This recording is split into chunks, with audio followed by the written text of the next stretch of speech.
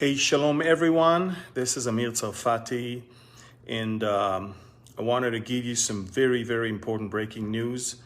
I'm here in Calgary, and in just a few hours, I'm going to be heading to the venue where we're going to have our teaching this evening, and we're expecting a full house there. We had a wonderful time in Edmonton and in Montreal. This is now the third stop on the way. I'm gonna wait for some of you to connect, and I'll give you some breaking news. Breaking news from two different places. One from Iran and slash Iraq, and you'll understand why. And one from Israel slash Gaza, and you'll know why also. So please, please, please share, connect, do whatever you need to do. Again, I'll wait a few more seconds. For those of you who are interested to know, I'm in the middle of my Canada speaking tour, and I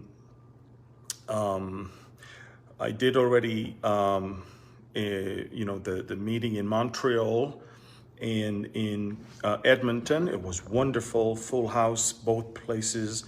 Today, it's going to be in Calgary, and then Saturday and Sunday in Vancouver before I'm heading back home for a very busy schedule. So again, breaking news. Let's start with that. So first of all, just an hour ago, huge explosion in eastern part of Tehran, the eastern suburbs of Tehran. This is where a lot of the military installations of the Revolutionary Guard are located. Again, eastern Tehran, an hour ago, huge explosion, huge fire. On my Telegram channel, I posted a photo. There's some videos that are now coming out. I'll post them as well. If you're not subscribed, go to Telegram Messenger, download it, and go and see breaking news nonstop around the clock.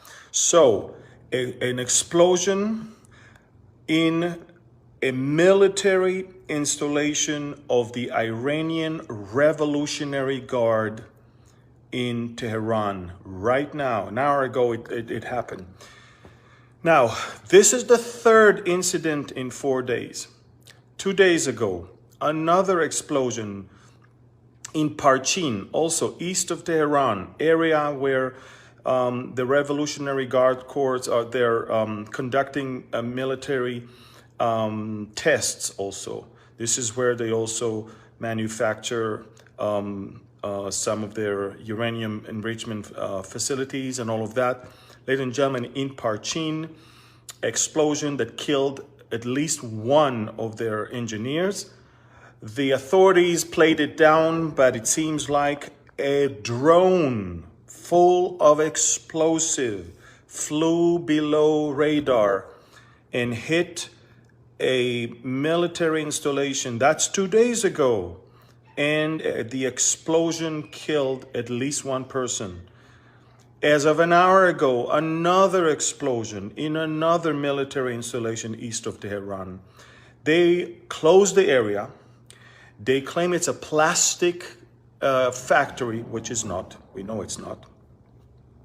And they're embarrassed because this is the third thing that happened. Now, you're asking, wait a minute, I mean, you mentioned only 2 explosions. Yes, but remember, 4 days ago, in the streets of Tehran, we assassinated the number 2 in the Iranian military unit that is in charge of conducting or plotting and of course executing terror actions against Jews and Israelis abroad. Now, something very unfortunate happened. Israel did that. Israel informed the US that we did that. And the US, someone in the US administration, I bet someone who doesn't like Israel, leaked that information to the New York Times.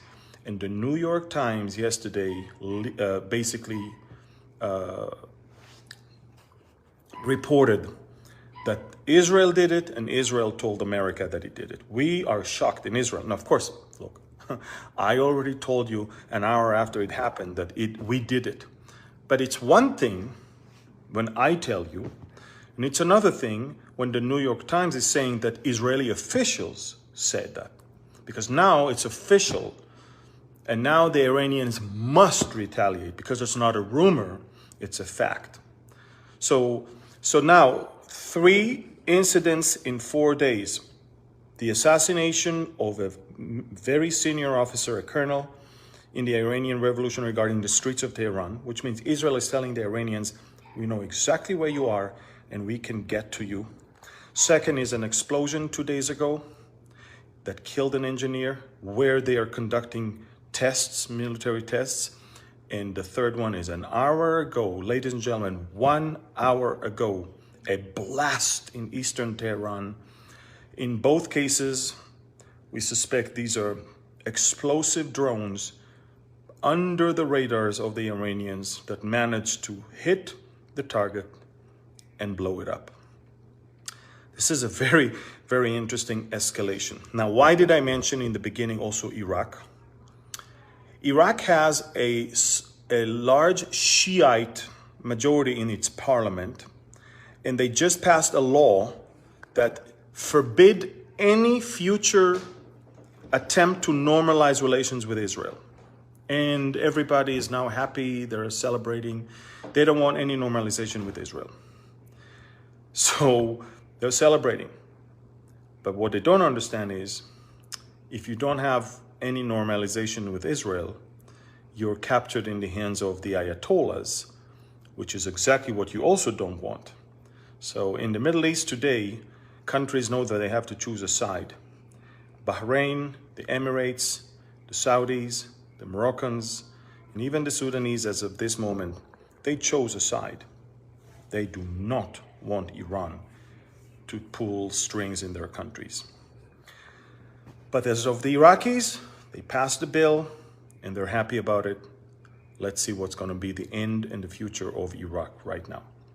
Now, that's the first part. Again, big blast in eastern Tehran, breaking news, most likely explosive drone hit a military installation of the Iranian Revolutionary Guard. If you want to see pictures, and I'm going to upload videos, go and subscribe and follow on my Telegram channel. Now, second thing, and by the way, please share this video right now if you can. Second thing, and look how it works. Look how the Palestinian works. So Hamas started a lie that Israel is about to attack the Temple Mount on Sunday, which is the Jerusalem Day where we celebrate the reunification of Jerusalem after the 6 Days War in 1967. Regular, 30 years we've been celebrating it. Every year we commemorate that day, and what we do, we march around the old city of Jerusalem with beautiful Israeli flags. That's it. We celebrate the reunification, a city that is compact together. It's very, very simple. We've been doing that for many years. The Palestinians want attention. They realize that with the Abraham Accord, nobody's looking at them. Nobody's even interested in them. So what will they do? You start a lie. The lie is Israel is about to destroy the Dome of the Rock. Something like that. Now you spread the lie everywhere on social media. Israel is planning to destroy the Dome of the Rock. And once you spread the lie, now you're going to either have to respond to the danger, or if Israel is changing the march from going around the old city, then you can declare victory. See, you will declare victory no matter what, because from the very beginning, we never intend to destroy the Dome of the Rock. It's your lie. But they start a lie, they believe the lie, they spread the lie, and then when we don't do it, they say, hey, you see, we won. They didn't destroy the dome. So you see how it works. It's not about living normal life. It's always about another reason why we should continue terrorism, and violence. So expect on Sunday some major tension that might escalate to either clashes or even rocket launch.